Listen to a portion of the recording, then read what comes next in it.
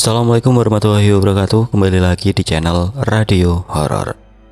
Untuk kisah kali ini ada sebuah cerita dari tulisannya Mikaela, sebuah kisah yang berjudul Ronggeng Kutukan. Sebelum kita lanjut ke ceritanya, tekan dulu tombol like video ini dan jangan lupa tekan juga tombol subscribe channel ini. Nyalakan juga lonceng notifikasinya agar tidak ketinggalan cerita-cerita lainnya. Dan seperti apa untuk kisah kali ini? Langsung saja kita masuk ke ceritanya.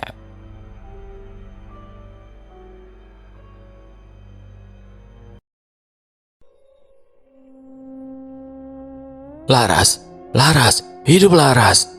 Suara-suara itu mengaung bagai sirine, bersorak-sorai heboh seperti terhipnotis oleh gerakan ronggeng si penari di tengah panggung. Tubuh Laras berputar sekali, menaikkan debu dari tanah. Lampu sorot menggantung temaram menyinari wajahnya yang tersamar bedak putih dan lipstik merah menyala. Denting gamelan mengentak, 1000 mata terpaku dibuatnya. Teriakan dari kerumunan meledak seperti petasan. Ibu-ibu mengangkat kain jarik, bapak-bapak menekuk tuak sambil tertawa senang. Aku bilang apa kan, Laras itu bukan manusia, dia jelmaan Dewi Tari. Lihat tuh gerakannya, kayak air ngalir, lembut tapi nyelekit, ucap seseorang dari bawah panggung. Tangan Laras selentik, mengulur perlahan ke udara, kaki kirinya menginjak tanah seperti menghormati bumi. Suara gendang menggema di dada. Kain selendang Laras berkibar, membentuk setengah lingkaran di udara. Kepalanya menunduk, sepi sejenak. Penonton menahan nafas. Angin malam berembus lewat celah-celah pohon di pinggir lapangan. Doro Lurah datang, Doro Lurah datang, teriak panitia acara.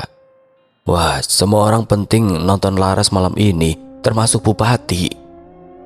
Sepanjang pertunjukan tidak habis desas-desus tentang Laras mengudara. Orang-orang yang menonton seperti mabuk kepayang oleh tariannya. Di barisan depan seorang lelaki tua mengangguk pelan, senyum menahan takjub. Ini bukan ronggeng biasa, ini warisan. Tiba-tiba Laras menghentak tanah, suara gamelan meledak bersamaan, tubuhnya bergerak cepat. Bahunya turun naik, bibirnya tersenyum samar, rambutnya melayang sedikit saat ia berputar. Pinggulnya meliuk-liuk seperti tidak punya tulang. Laras, Laras, jangan berhenti, ayo lagi. Sorak-sorai membuncah. Seseorang melemparkan kain batik ke panggung, disusul selendang merah, disusul lemparan gelang emas, disusul kalung emas. Ini gila, orang lempar perhiasan, bisik Bu Ratmi, guru tari Laras. Ya iyalah, Laras pantas kok mendapatkannya, sahut seseorang di sampingnya. Laras berhenti, tubuhnya tegak, keringat mengalir dari pelipis, wajahnya seolah bercahaya, namun matanya menatap kosong. Penonton terdiam, seakan-akan otomatis mengikuti gerak Laras. Gamelan berhenti, Laras mengangkat kedua tangannya lalu perlahan, ia membungkuk, memberi hormat ke arah gelap gulita di belakang panggung. Laras kenapa? Seseorang di kerumunan menelan ludah, ibu-ibu berdesakan, menjauh, anak kecil tiba-tiba menangis pelan. Penonton terpaku, perlahan gamelan kembali berbunyi, diiringi jeritan puja-puji bagi Laras. Tarian Laras berlanjut, acara berlangsung hingga dini hari. Keesokan harinya Laras datang ke tempat latihan. Meski sudah fenomena, Laras tetap tidak segan belajar tari dengan gerakan baru. Selendangnya disampirkan di dekat cermin. Tolong singkirin selendangnya, baunya kayak bangkai, aku jadi mual mencium aromanya. Suara Mira terdengar lirih dari sudut ruangan latihan. Semua mata langsung beralih ke Laras, termasuk Bu Ratmi yang berdiri di ambang pintu. Wajahnya keruh menatap Laras, menunjukkan ketidaksukaan. Laras yang mendengar sindiran Mira langsung mengangkat selendangnya. Jemarinya tidak ragu. Bangkai, bisiknya sambil tersenyum tipis. Itu cuma aroma bunga melati loh, lanjutnya sambil menyampir selendang itu. Oh ya, hidung kamu mungkin gak normal, bau bangkai kamu bilang bau bunga, sindir Mira lagi sambil memencet lubang hidung dengan jari. Tidak ada satupun yang menengahi Laras dan Mira, mereka hanya menatap Laras dengan berbeda, seperti tatapan cibiran yang terkunci rapat di hati mereka. Laras tidak ingin menghiraukan tatapan yang menusuk itu. Dia melenggang pergi, meninggalkan balai tempat latihan begitu saja. Namun saat Laras berbalik ke arah hendak keluar, tiba-tiba Mira menjerit. Itu di belakang Laras." Tentu saja semua penari langsung menoleh. Mata mereka mengikuti kemana arah telunjuk Mira. Laras berbalik, dia menatap Mira marah. "Apa maksudmu, ah?" Itu di belakangmu, menyeramkan," jerit Mira lagi. Kali ini tubuhnya sudah menggigil. Dia melihat bayangan wanita berkebaya lusuh, wajahnya hancur, bola matanya, hidungnya, mulutnya yang sobek. Semuanya mengeluarkan darah. Rambutnya mengurai panjang menyapu lantai seperti ijuk. Dia mengikuti Laras sambil memelototi Mira dari balik tubuh Laras. Laras hanya tersenyum tipis, sangat tipis, bahkan hampir tidak terlihat. "Rasakan, siapa suruh mengejek selendangku?" batin Laras, lalu dia memilih pergi dari balai. Bu Ratmi buru-buru menghampiri, menenangkan Mira yang kini gemetar hebat dan matanya mendelik. Kemudian tubuhnya kejang, lalu terangkat sedikit dari lantai, seperti ada yang menariknya dari atas, dan ambruk begitu saja seperti karung jatuh. Mira tidak sadarkan diri. Bu Ratmi menjadi panik, semuanya ikut panik. Seketika latihan dibubarkan. Keesokan harinya berita kematian Mira yang mendadak menyebar bak api di padang ilalang kering. Ia ditemukan tewas dalam tidurnya, tubuhnya kaku membeku dalam posisi menari yang mengerikan. Tangan terangkat tinggi, wajahnya menegang dalam senyum lebar yang menyayat, bibir membiru yang lebih mengerikan lagi. Di balik lidahnya yang terjulur, dokter desa menemukan serpihan kuningan gamelan tertancap di kerongkongannya, menjentikan pertanyaan besar yang tidak terjawab. Kematian Mira menjadi misteri yang membayangi desa. Tidak seorang pun mampu menjelaskan tentang itu. Malam setelah pemakaman Mira, Laras terbangun pukul 2 dini hari. Keringat dingin sudah membasahi tubuhnya. Di ujung tempat tidur, sesosok bayangan duduk terpaku. Bukan manusia, bukan hantu, namun sebuah kebaya usang, koyak dan compang-camping. Rambut hitam panjang menjuntai seperti ular. Lehernya patah miring ke kanan. Ia tersenyum, senyum yang nyaris merobek wajahnya hingga telinga. Ia tidak bersuara, hanya menatap Laras dengan tatapan kosong dan dingin. Kemudian dia menari, gerakannya lincah, menyeramkan, seperti boneka tanpa jiwa yang digerakkan kekuatan gaib. Kebaya itu menari-nari dengan rambut yang berayun-ayun liar, tanpa kepala, menciptakan ilusi seram dan mengerikan, membuat Laras menggigil ketakutan. Jantungnya berpacu cepat, keringat dingin membanjiri dahinya, tapi mata Laras tidak bisa lepas menatapnya. Bayangan itu menari dan menari mengitari Laras, seolah hendak menghantuinya. "Cukup," bentak Laras. Nafasnya tersegal putus-putus. "Cukup, jangan menari lagi. Pergi kamu dari sini," amuk Laras. "Tarianmu belum selesai, Laras." Suara itu menggema, tapi bukan berasal dari penari itu, bukan juga dari luar. Suara itu seolah muncul dari dalam dada Laras sendiri. "Apa maksudmu?" tanya Laras nyalang. "Mira, baru permulaan." Esoknya Laras mendatangi makam Mira. Ia membawa bunga melati dan air putih, lalu duduk di depan pusara memeluk lutut. Matanya lekat melihat tulisan nama yang terpahat di nisan. "Mira, maafkan aku gak bermaksud membunuhmu." Tiba-tiba angin menderu pelan.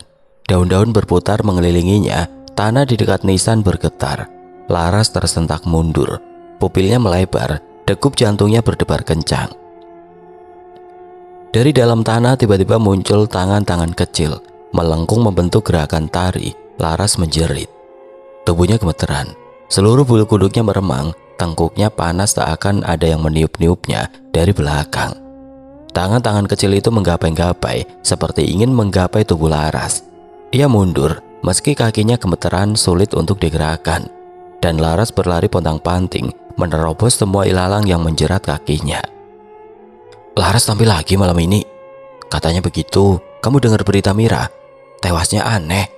"Shh, jangan sebut nama itu, serem." Suara-suara lirih itu berbisik di antara kerumunan warga. Malam itu lapangan desa kembali penuh. Lampu-lampu gantung dari bambu menyala temaram. Gamelan telah disiapkan, penonton menunggu. Laras muncul dari balik kain latar panggung. Wajahnya tenang dan percaya diri. tapi tatapan matanya kosong, seperti tidak sepenuhnya hidup. "Laras cantik banget ya malam ini," gumam salah satu gadis desa yang berdiri di barisan belakang. Cantik apanya? Kayak mayat hidup begitu," bisik temannya. "Mukanya pucat, serem." "Udah, jaga mulut, takut celaka nanti," balas teman yang lainnya. Laras mulai menari, musik gamelan mengalun, tubuhnya ringan, mengalir seperti angin, tangannya melambai, pinggulnya bergoyang-goyang pelan. Laras baru melakukan tarian awal, namun seseorang dari barisan depan mulai kejang. Perempuan mengenakan kebaya kuning, tubuhnya melenting ke belakang dengan mata mendelik. Panas, badanku panas, tolong." Gamelan tidak berhenti, seakan para pemenabuhnya tidak mendengar. Kepala mereka menunduk seperti kerasukan. Makin lama makin kuat, makin kencang. Gamelan itu ditabuh sesuai gerakan. Laras terus menari. Perempuan itu jatuh, mulutnya mengeluarkan busa, lidahnya membiru. Dia mati, teriak seseorang. Panik merambat cepat, tapi Laras tetap menari. Gamelan tetap berdentum. Mata Laras tidak menoleh sedikit pun ke arah kerumunan. Wajahnya datar. "Dia mati," suara lelaki tua tercekat. "Baru duduk nonton kok bisa?" Salah satu penari cadangan, Sinta namanya, berlari ke belakang panggung. Nafasnya memburu. Ia panik. "Bu Ratmi, ada yang kerasukan, dia mati," seru Sinta, mengadukan kejadian di depan panggung kepada pelatih mereka. Bu Ratmi mengangguk pelan. Wajahnya pucat. Aku tahu ini akan terjadi lagi. "Bu, kita harus hentikan Laras. Sepertinya semua berasal dari tarian Laras," seru Sinta lagi semakin panik. "Gak bisa. Pemain gamelannya seperti gak dengar apa-apa. Mereka tetap main," sahut Bu Ratmi dengan suara bergetar. Sinta menangis. "Saya gak mau tampil lagi. Saya mau pulang, Bu." Gadis itu mengambil tas perlengkapannya dan langsung berlari meninggalkan pertunjukan itu. Di luar, Laras tiba-tiba berhenti menari. Lampu panggung padam satu persatu. Hening menguasai. "Laras!" Seseorang dari panitia memanggil. Tidak ada sautan. Tiba-tiba suara dentuman gamelan terdengar keras sekali. Tanpa ada yang menabuhnya, gamelan itu berbunyi sendiri. Lampu menyala lagi, namun di tengah panggung, Laras sudah tidak ada. Dia menghilang entah kemana. Tidak ada satu orang pun yang melihat ia pergi. Semua seperti misteri yang sulit ditebak. Keesokan harinya, astagfirullah, Parni, ibu Sinta, berteriak histeris. Dia jatuh terkulai di lantai melihat tubuh anak gadisnya sudah kaku di atas tempat tidur. Tangannya terangkat, lentik seperti sedang menari. Selendangnya terlilit di leher, lidahnya menjulur, dan wajahnya membiru seperti lebam. Parni pingsan. Seluruh kampung kembali geger. Kematian Sinta sungguh tidak wajar, namun semua ahli yang dipanggil untuk memeriksanya tidak dapat membuktikan kalau kejadian itu adalah pembunuhan. Tidak ada bekas sidik jari di tubuh Sinta, tidak ada jejak apapun. Parni menjadi depresi dibuatnya, dan akhir hidupnya dia tinggal di rumah sakit jiwa. Beberapa minggu setelah itu pertunjukan kembali digelar. Tarian ronggeng memang menjadi hiburan yang paling diminati di kampung itu. Meski sudah ada korban, warga tetap datang. Ada yang makin penasaran, ada yang tidak percaya dengan cerita itu. Ada pula yang sengaja datang untuk menguji nyali. "Katanya selendangnya bawa sial. Aku rasa itu cuma selendang biasa. Aku berani nyentuh," celetuk pemuda gondrong di pinggir panggung. Dengan nyali penuh, dia naik diam-diam dan menarik ujung selendang Laras yang tergantung. Seketika itu dia menjerit. Tubuhnya gemetar. Kedua tangannya mencakar wajahnya sendiri. Panas, terbakar. Ada yang masuk ke mataku," teriaknya tidak karuan. Darah menetes dari matanya. Ia terjatuh dan menggeliat seperti ulat disiram air panas. Penonton panik. Semuanya berkerumun. Ada yang berlari pulang, tapi gamelan tetap berdentum.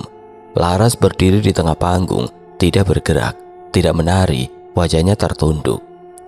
"Lihat itu," teriak seseorang. "Dia seperti kerasukan." Lanjutnya sambil menunjuk ke arah Laras. "Gamelan itu main sendiri." Yang lain ikut berteriak, kemudian dia lari membawa anaknya. Namun anak itu tiba-tiba berhenti di tengah jalan, lalu menari. Tangannya naik turun, mengikuti tarian Laras. Wajahnya tersenyum aneh. "Ibu, aku ingin menari seperti Mbak Laras." Tidak, ini bukan kamu. Astagfirullah, jangan menari nak," jerit ibunya histeris. Tiba-tiba tubuh anak itu melayang setinggi 1 meter, lalu terhempas ke tanah. Dia pingsan dengan wajah tersenyum. Di panggung Laras mulai bergerak. Kali ini tidak anggun, tubuhnya seperti ditekuk-tekuk. Kepalanya miring, tangannya melipat-lipat seperti tulang-tulangnya lepas. Suara-suara muncul dari langit. Satu lagi, tarian ini belum selesai." Malam itu hujan turun deras. Desa menjadi sunyi setelah pertunjukan. Hanya beberapa rumah penghuninya masih menangis. Ada yang kehilangan anak, ada yang kehilangan akal, bahkan ada yang dibawa ke dukun karena tertawa terus sejak pulang dari pertunjukan Laras. Sementara Laras duduk sendiri di kamarnya. Cermin di depannya pecah. Di balik retakan cermin terlihat bayangan lain, bukan dirinya, melainkan seorang perempuan tua, matanya bolong. Mulutnya terbuka seperti hendak bernyanyi. Di belakangnya, deretan penari-penari tua dengan tubuh rusak berdarah-darah berdiri. Semuanya menatap Laras. "Lanjutkan," ujar mereka bersamaan. Suaranya menggema memenuhi seisi ruangan. "Terus menari, jangan berhenti." Laras terpaku, tatapannya kosong. Tapi tubuhnya seperti ditarik. Dia bangkit lalu mulai menari lagi. Langit malam terus meneteskan rintik hujan. Embun dingin merayap turun dari dedaunan, menyelimuti atap rumah-rumah desa. Sedangkan salah satu rumah ujung gang terdengar suara aneh. Bunyi kaki menghentak lantai berulang-ulang, ritmis, menghantam tanah dengan irama tidak biasa. Di dalam kamar Laras berkeringat hebat. Matanya basah, air mata membanjiri pipinya, tapi senyumnya mengembang. Tangannya menari, pinggulnya bergoyang cepat. Kakinya melompat dan memutar seperti penari profesional. Wajahnya mulai tegang. Ia tersiksa. Berhentikan aku." Tubuhnya seakan tidak mendengar. Jari-jarinya terus bergerak lentik. Baunya naik turun, seperti ada yang menggiring gerakannya. Seperti benang tidak kasat mata menarik seluruh persendiannya. Suara gamelan yang tidak ada di ruangan itu terdengar berdentum di telinga. Dia menari hingga pakaiannya basah oleh keringat. Nafasnya terengah, tubuhnya terus berputar. Jam menunjuk pukul 3.12 pagi. Tiba-tiba ada tangan tidak terlihat menariknya. Tubuh Laras melompat ke jendela tanpa ragu. Ia naik ke kusen, lalu menginjak genteng, dan dia lanjut menari di sana. Selendangnya mengepak seperti sayap. Kakinya menghentak genteng tua yang berderak-derik nyaris pecah. Hujan yang mulai teduh menjadi gerimis seperti tidak menghalangi setiap gerakannya. Tangisan bayi dari rumah sebelah pecah, disusul oleh bayi lain, lalu satu lagi. Semua bayi di blok itu menangis bersamaan tanpa sebab. Ibu-ibu mereka jadi kewalahan menenangkannya. Pak RT yang tidak sengaja lewat dalam perjalanan pulang dari ronda, heran mendengar tangisan bayi-bayi sepanjang jalan. Tangan kirinya memegang senter, tangan kanan membawa termos kecil isi kopi. Senter menyorot jalan setapak, tapi tiba-tiba pandangannya terhenti di genteng rumah Laras. Ia mengernyit. "Astagfirullah, Laras, itu Neng Laras?" tanyanya pada diri sendiri. Gadis itu menari di atas genteng, tubuhnya meliuk, menggeliat, bergerak cepat seperti sedang pentas di panggung. Padahal itu genteng rumah. "Neng Laras, Neng, turun, kamu ngapain di atas sana?" teriak Pak RT.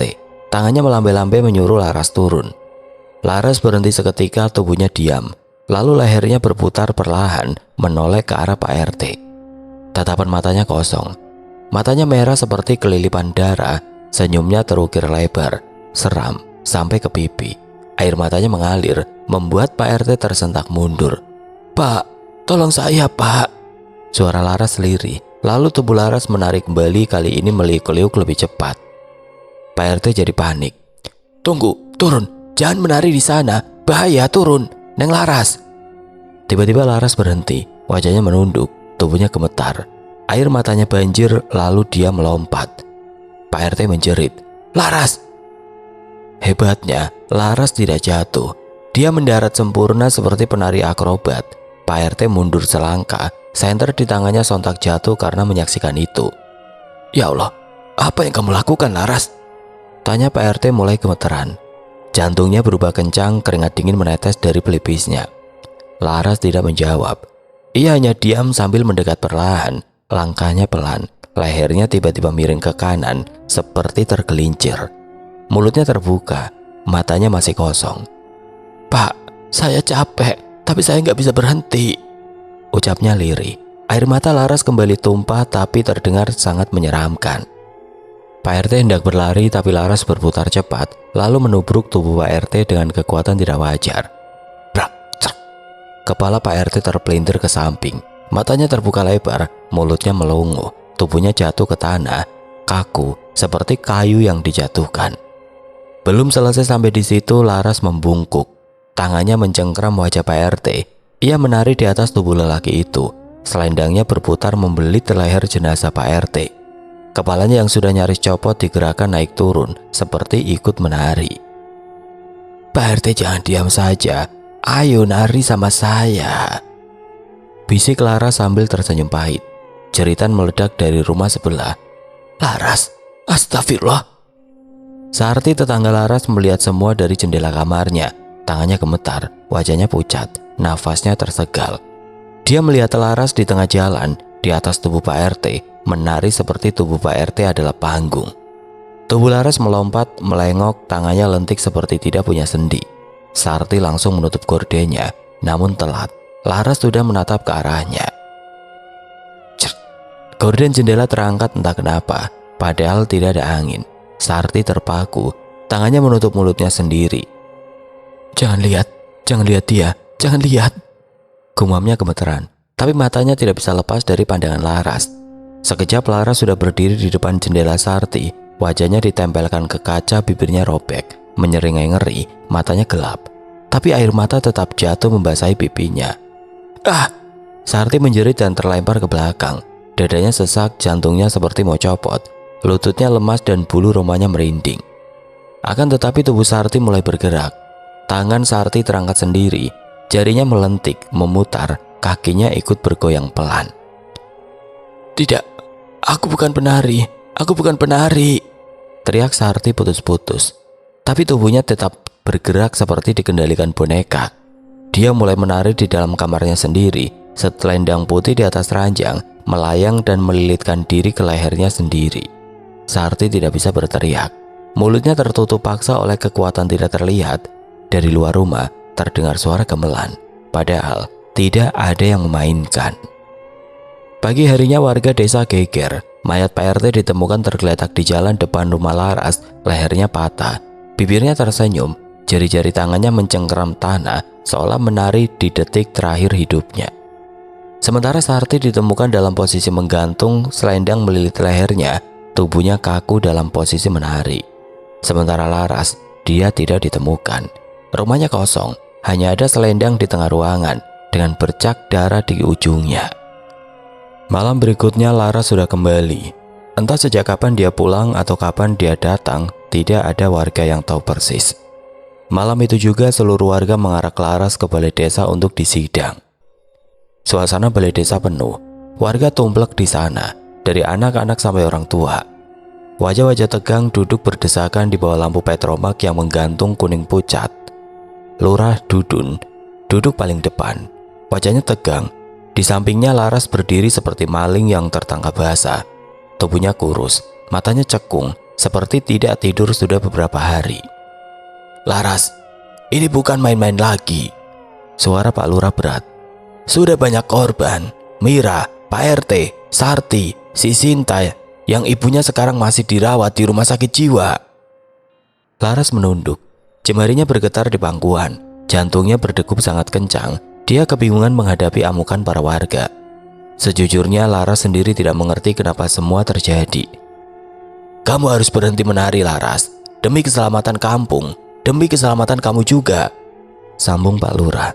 Warga ramai bersautan. Betul, berhenti saja Laras. Kalau kamu terus begitu, semua orang bisa mati. Saya nggak mau nari lagi, Pak Lurah. Suara Laras pelan, nyaris tidak terdengar.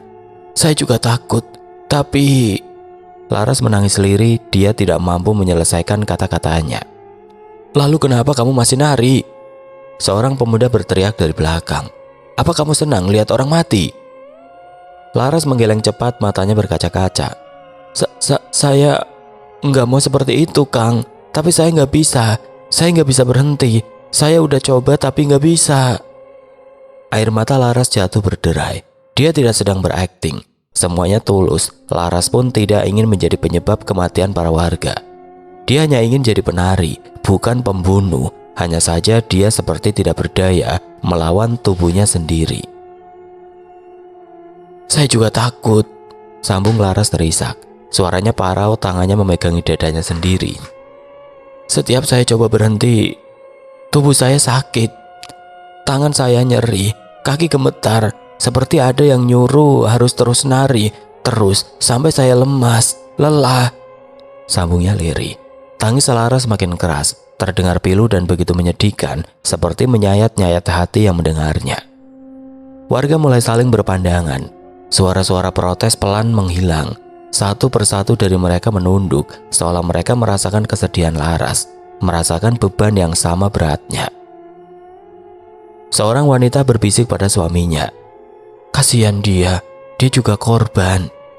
Saya bukan pembunuh, ucap Laras lagi. Saya cuma penari.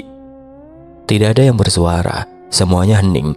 Tatapan nyalang warga berubah menjadi tatapan iba. Hati mereka seperti terkoyak mendengar derita Laras. Bahkan Pak Lurah hanya bisa menghela nafas berat. Pulanglah Laras. Akhirnya Pak Lurah berucap. Kami juga tidak tahu harus menghukummu bagaimana, sambungnya sambil memicit pangkal hidung. Malam sudah semakin larut. Pak Lurah menyuruh warga pulang ke rumah masing-masing. Biarlah dia yang akan memikirkan jalan keluar dari masalah kampung. Malam itu Laras duduk di kamarnya. Dia tidak tidur. Lampu remang menyinari dinding kayu yang penuh tempelan foto-foto latihan tari. Ia melipat selendangnya dan menyimpannya ke dalam laci dan dikunci rapat. Cukup, bisiknya pada diri sendiri. Aku gak akan nari lagi, gak akan. Aku gak mau jadi pembunuh. Ia memeluk lutut, menahan keinginannya. Jari-jarinya terasa kaku, punggungnya pegal. Tapi dia berusaha bertahan untuk tidak menari. Waktu berlalu. Jarum jam berdetak pelan, angin malam merayap dari celah jendela. Tiba-tiba saja tangan Laras mencengkram kakinya sendiri. Matanya melotot. Baunya seperti ditarik dari belakang. Kakinya bergerak sendiri pelan, seperti mengatur posisi bersiap menari. Laras menahannya sekuat tenaga. Tidak, jangan, aku bilang cukup. Jangan ajak aku menari lagi, aku gak mau, sambungnya sambil terus menahan diri. Akan tetapi tubuhnya tiba-tiba tersentak. Dia berdiri, lalu menjatuhkan dirinya ke lantai agar tidak menari. Jari-jarinya mulai lentik sendiri. Tubuhnya gemetar, keringat dingin membasahi dahinya, kulitnya memucat. Ia merangkak ke sudut kamar, menyandar ke dinding, memeluk dirinya dengan nafas ngos-ngosan. Aku gak boleh nari, gak boleh.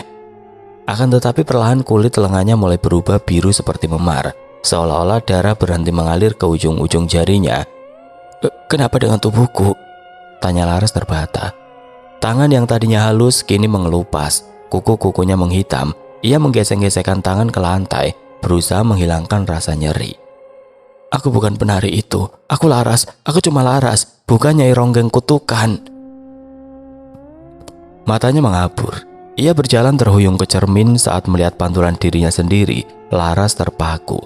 Kulit wajahnya membiru, bibirnya menghitam. Bola matanya mulai mengkerut. Ada garis-garis gelap di lehernya seperti tali. Bibirnya bergetar. Kenapa aku jadi seperti ini? Selendang dalam laci mulai bergerak. Laci yang terkunci bergetar, seperti ada angin dalam kayu yang menggetarkannya. Kunci laci terbuka sendiri. Selendang merah menyembul keluar, melayang, lalu menari-nari di udara seperti hidup. Laras tersentak mundur. Tidak, jangan lagi, tolong. Selendang itu melilit sendiri ke lengan Laras, dingin, seperti disentuh kulit mayat. Tubuh Laras mulai berguncang, dari langit-langit terdengar suara. Laras berteriak, meringkuk, tangan dan kakinya menegang. Sekuat tenaga Laras menahan diri. Aku gak akan nari, aku gak akan nari lagi. Namun jari-jari kakinya mulai bergerak, mengatur posisi tarik dasar. Bahunya mulai terangkat sendiri, tubuhnya seperti sedang ditarik dari dalam. Seluruh tulangnya bergemeretak, bergerak bagai wayang yang ditunggangi dalang. "Berhenti, aku lebih baik mati daripada menari lagi," teriak Laras, air matanya tidak terbendung. Tiba-tiba suara gamelan itu berhenti, hening, tubuh Laras terhempas ke lantai, ia tidak sadarkan diri. Selendang itu jatuh di sampingnya, lampu kamar berkedip-kedip. Di cermin, bayangan penari berkebaya lusuh itu berdiri lagi. Kali ini dia tidak menari, melainkan hanya dia menatap Laras yang terkapar. Lalu senyum lebar mulai muncul di wajahnya. "Kalau kau tidak mau menari, maka aku yang akan menari dengan tubuhmu." Cahaya redup dari lampu minyak menggantung di tengah ruangan. Laras terbaring di atas dipan kayu di rumah Pak Lurah, wajahnya pucat, bibirnya biru, nafasnya pelan. Beberapa orang berdiri mengelilinginya, Pak Lurah, Bu Ratmi, beberapa perangkat desa dan seorang lelaki tua bersorban hitam dengan mata cekung dan suara berat. "Dia sudah 2 hari tidak sadar," ujar Pak Lurah sambil menyeka keringat. "Kami temukan dia di rumahnya, tubuhnya membiru, denyut nadinya lemah, Ki."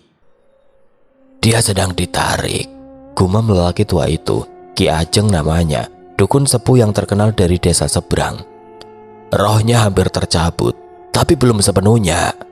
Laras menggeliat, tangannya bergerak, bibirnya bergetar, matanya perlahan terbuka. Dia mengerjap menyesuaikan cahaya yang masuk ke retina. "Aku di mana?" Suaranya serak, pandangannya buram, tapi mengenali wajah-wajah di sekelilingnya. Pak Lurah, Bu Ratmi. "Tenang Laras, kamu aman," ucap Bu Ratmi pelan. Laras mencoba bangun tapi tubuhnya sangat lemas. "Sudah berapa lama aku di sini? Apa aku tidur? Sudah berapa lama aku tidur?" tanyanya seolah memberondong diri sendiri. 2 hari, jawab Pak Lurah. Ki Ajeng menatap Laras dalam. "Kamu bukan sekedar tidur, Nduk. Kamu sedang ditarik oleh penari itu." "Penari itu?" tanya Laras. Ki Ajeng mengangguk. "Aku akan bantu. Ceritakan bagaimana semua ini bermula." Laras menunduk. Tangannya meremas ujung selimut, wajahnya seperti menahan sesuatu yang lama dipendam. "Semua bermula saat itu aku masih dianggap bukan siapa-siapa. Aku selalu ditolak Bu Ratmi, ditertawakan teman-teman, dibilang tidak pantas." Laras menerawang mengenang kejadian itu. "Beberapa bulan lalu." "Laras, kamu masih kaku. Ibu gak bisa masukkan kamu ke dalam daftar penari nanti malam," ucap Bu Ratmi ketus. "Maaf Bu," saut Laras tertunduk. Laras mencoba mengulang gerakan, pelipisnya basah oleh keringat, tapi tetap saja gerakannya terlihat kaku. Dia sudah hafal, hanya saja entah kenapa tubuhnya tidak bisa menari dengan indah seperti yang lainnya. "Lihat tuh si Dini, baru latihan seminggu sudah luas," bisik Mira pada Sinta. "Laras sudah setahun masih kayak kayu," sambungnya diiringi gelak tawa. "Paling-paling jadi tukang angkat gamelan aja nanti," saut Sinta lagi. Mereka kembali cekikikan. Laras pura-pura tidak dengar, tapi matanya berkaca-kaca. Hinaan seperti itu sudah biasa dia terima. Dia tidak bisa melawan, apalah dirinya yang hanya seorang anak yatim piatu. Hari demi hari Laras berlatih. Kadang dia berlatih sendiri sampai larut malam. Penari lain sudah pulang, tapi Laras tetap bertahan di balai hingga langit gelap. Malam itu, angin tiba-tiba berembus kencang. Lantai panggung tua berderit nyaring saat dirinya latihan sendirian. Laras berputar, tapi tiba-tiba sesuatu melayang dari atas. Sebuah selendang merah, warna merahnya seperti darah segar. Kain itu melilit lengannya. "Apa ini?" Laras menggenggam kain itu, lembut, dingin, harum samar melati bercampur kenanga. Tiba-tiba suara gamelan terdengar dari jauh, dentumannya samar, tapi jelas, padahal tidak ada siapapun di sana. Laras menoleh ke arah suara. Di belakang panggung lama, Laras berjalan mengikuti bunyi itu karena penasaran. Melewati semak dan pepohonan hingga sampai di hutan larangan, tempat yang sejak ia kecil dilarang untuk dikunjungi warga. Namun suara gamelan itu mengundang rasa penasaran Laras yang semakin besar. Laras melangkah dan di tengah hutan, ia terpelongo. Seorang perempuan menari, mengenakan kebaya merah yang menempel erat. Pinggulnya meliuk, tangannya lentik, wajahnya cantik, senyum menggoda, tapi matanya kosong seperti tidak memiliki kehidupan. Perempuan itu tiba-tiba berhenti, netranya menatap Laras dan tersenyum. kamu ingin belajar menari seperti ini?" Laras terpaku, bibirnya bergetar, tapi ia mengangguk cepat. "Iya." "Pegang selendang itu dan ikut aku," balas perempuan itu. Sejak malam itu Laras berubah. Dia menjelma menjadi ronggeng fenomena. Setiap gerakannya menyihir, membuat semua yang menonton mabuk kepayang. Laras mengusap air matanya kasar. "Setiap aku tampil, aku merasa seperti dia. Penari itu tubuhku enteng, penonton terpukau. Tapi setiap selesai tampil, ada yang mati. Aku gak tahu kenapa, tapi selalu saja yang mati adalah orang-orang yang menghinanya, yang berniat menegur atau mencelakakannya." Ki Ajeng mengangguk. "Kamu tidak salah, Nduk. Kamu cuma jadi pintu. Yang masuk itu dia." "Dia siapa?" tanya Pak Lurah penasaran. Ki Ajeng menghembuskan nafas berat. "Dulu, puluhan tahun lalu, sebelum Bu Ratmi mengajar, ada seorang ronggeng desa ini. Namanya Ayu Melati. Parasnya cantik, tubuhnya gemulai. Tapi karena terlalu banyak dipuja, ia jadi sasaran fitnah. Dituduh merayu suami orang, menjadi wanita nakal, bahkan dibilang pesugihan. Dia dihukum warga, diikat di panggung, dipaksa menari semalaman suntuk tanpa henti. Lurah lama menonton sambil tertawa, sampai akhirnya Ayu jatuh. Dia mati dilempari batu oleh warga. Tubuhnya dibuang diam-diam ke hutan larangan." "Jadi rohnya gentayangan?" tanya Pak Lurah lagi. Ki Ajeng menggeleng. "Terlalu banyak dendam. Terlalu banyak rasa sakit. Ia ingin menari terus, tapi mungkin butuh wadah. Kau, Laras, kau yang dia pilih." Laras terdiam. Tangannya mencengkeram spray. "Kenapa aku, Ki?" "Karena kau serupa, terhina, diabaikan, tapi tetap ingin menari," jawab Ki Ajeng. Bu Ratmi menunduk, air matanya jatuh. "Laras, maafkan ibu. Aku dulu terlalu keras padamu." Laras menggeleng cepat. "Bukan salah ibu, aku yang tidak berbakat."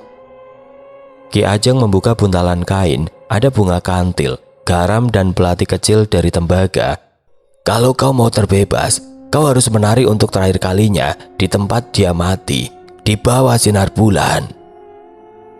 "Kalau aku menari lagi, bukankah itu justru memanggilnya? Aku gak mau ada korban lagi, Ki," tanya Laras gemetar. "Tidak, kau akan menari bukan untuk dia, tapi untuk menutup tariannya. Aku akan bantu." Semua orang di ruangan menatap Laras. Wajah-wajah mereka tegang, penuh harap, dan rasa takut yang tergambar jelas. Laras menatap telapak tangannya sendiri. Tubuh yang dulu lentik kini membiru. Ia menarik nafas. "Baik, Ki, aku siap. Aku akan menari terakhir kalinya." Langit malam gelap tanpa bintang. Angin dingin berembus dari arah utara, menerobos celah-celah bambu di pinggiran hutan larangan. Daun-daun gugur berputar-putar di tanah seperti pusaran bayangan. Tidak ada suara burung, jangkrik pun bisu, sunyi. Laras berdiri di ujung jalan tanah yang mengarah ke hutan, rambutnya digerai. Selendang merah darah tergenggam erat di tangan kirinya. Di belakangnya Pak Lurah, Bu Ratmi, dan Ki Ageng berdiri berjajar, membawa obor. "Disinilah dia mati, Laras," ujar Ki Ageng. Suaranya parau sambil menunjukkan tempat yang dimaksud. "Tepat di tengah panggung hutan itu, di atas tanah. Kau harus menari sekali, satu putaran penuh." Laras menelan ludahnya kasar. Bulu kuduknya sudah merinding sejak tadi. "Kalau dia datang jangan lari, jangan berhenti, jangan bicara. Terus menari sampai obor terakhir padam. Kalau obor padam semua dan kau masih hidup, maka dia akan lenyap," sambung Ki Ajeng menjelaskan. "Kalau aku berhenti?" tanya Laras. Ki Ajeng diam, matanya menatap Laras tajam. "Jangan berhenti, Laras," ucap Bu Ratmi pelan. Laras mengangguk, kakinya melangkah masuk ke hutan larangan. Obor-obor menyala, dibawa warga yang ikut mengelilingi tanah terbuka di tengah hutan. Mereka membentuk lingkaran, tidak saling bicara. Laras berdiri di tengah lingkaran, tanah di bawahnya basah, ada bekas selingkar darah yang hampir mengering. Di sekelilingnya pohon-pohon tua berdiri rapat, daunnya menunduk seperti kepala manusia yang menonton diam-diam. Laras mulai menari. Langkah pertama gemetar, tangan kirinya naik ke udara. Selendang melambai, gamelan tidak terdengar, tapi berbunyi nyaring di kepalanya. Ia memutar, lentik, menghipnotis, lalu berhenti di satu titik dan kembali bergerak, pelan mengikuti irama. Tubuhnya meliuk-liuk. Semua warga diam, mata mereka menatap Laras, terpaku, terpana, tapi tidak berani bersuara. Tiba-tiba angin kencang berputar di dalam lingkaran, obor di barisan luar berkedip. Daun-daun berterbangan, suara gamelan mulai terdengar samar. Padahal tidak ada yang memainkannya. Dari balik pohon muncul sosok perempuan berkebaya lusuh, wajahnya setengah hancur, matanya berdarah, kaki dan tangannya berdarah, tapi tubuhnya lentik. Lalu ia ikut menari. Laras menahan tangis, tapi dia tetap bergerak, tidak boleh berhenti. Perempuan itu menari mengitarinya, gerakannya lambat, seperti bayangan di cermin. Tubuh Laras gemetar, nafasnya ngos-ngosan, jantungnya berdebar kencang. Sekali berputar, selendangnya melayang. Obor pertama padam. Warga saling pandang, tidak ada yang bicara, tapi semua mulai merasa dingin, sangat dingin. Nafas mereka mengembun, udara seperti membeku. "Jangan berhenti Laras," desis Ki Ajeng. Perempuan itu semakin dekat, wajahnya hanya sejengkal dari Laras, darah menetes dari bibirnya. Tangan kirinya yang tidak utuh menjulur ke pundak Laras. Laras tetap menari meski lututnya gemeteran, sendinya lemas. Obor kedua padam. Tanah mulai bergetar, pohon-pohon berderak seperti ingin tumbang. Telinga para warga berdengung, anak kecil di barisan belakang mulai menangis. Seekor burung gagak tiba-tiba jatuh dari pohon mati. Tarian Laras semakin cepat, gerakannya seperti digerakkan paksa. Kakinya berdarah, selendangnya sobek di ujung. Tapi dia terus bergerak, menunduk, mengayun, melompat. Tiba-tiba perempuan itu mengeluarkan suara, tidak jelas, seperti hembusan angin. "Berhenti, tubuh itu milikku." Laras menggigit bibirnya sampai berdarah demi menahan rasa takut dan nyeri. "Berhenti," bisik suara itu lagi, kini dari dalam kepala. Obor ketiga padam. Laras jatuh ke tanah, semua mata menatap cemas kepadanya. Tapi dia bangkit, menari di atas luka, dalam tangis. Semua warga mulai menangis melihatnya. Tubuh Laras seperti rapuh, tapi tetap bergerak. "Teruskan," teriak Ki Ajeng. Obor keempat padam. Kini tinggal satu, di tangan Pak Lurah. Nyala apinya mengecil, seperti dicium oleh udara mencekam. Sosok perempuan itu kini melayang di atas Laras. Rambutnya menari di udara, tangannya menengadah ke langit, matanya berubah putih. "Tubuhmu milikku, aku akan terus menari sampai desa ini menyesal." Tiba-tiba ia menukik, menerjang tubuh Laras. "Laras!" teriak Bu Ratmi. Laras mengayunkan selendangnya, sekali putaran, sekali hentakan, suara gamelan meledak dari dalam bumi. Dam! Tanah pecah, akar pohon mencuat seperti dilempar, teriakan perempuan itu menggema. "Ah!" Laras menggigil, lalu jatuh berlutut, nafasnya habis, tubuhnya limbung. Api obor terakhir padam. Sejenak gelap, sunyi beberapa detik, tidak ada suara. Kemudian Laras membuka matanya perlahan. Semua warga mendekat. Bu Ratmi memeluk Laras. Pak Lurah menarik nafas lega. Laras berdiri, pelan, matanya sayu. "Kau berhasil," ujar Ki Ajeng. Laras mengangguk pelan.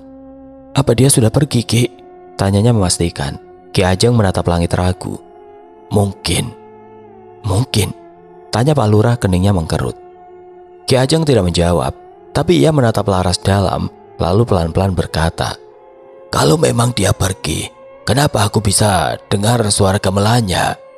Semua warga sontak diam. Laras membeku, nafasnya kembali sesak. Perlahan ia menunduk, dan dari telapak kakinya yang menapak tanah mulai muncul aliran darah. Berputar, membentuk lingkaran merah. Pupil Laras melebar seketika melihat itu. Dia menggeleng lemah, dan di telinga Laras suara itu kembali berdentum.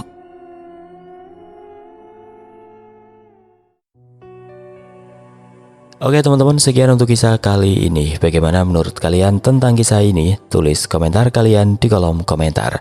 Dan buat teman-teman yang baru bergabung, jangan lupa untuk like, komen, share, serta subscribe channel ini. Dan jangan lupa nyalakan juga lonceng notifikasinya agar tidak ketinggalan cerita-cerita lainnya. Dan akhir kata, wassalamualaikum warahmatullahi wabarakatuh.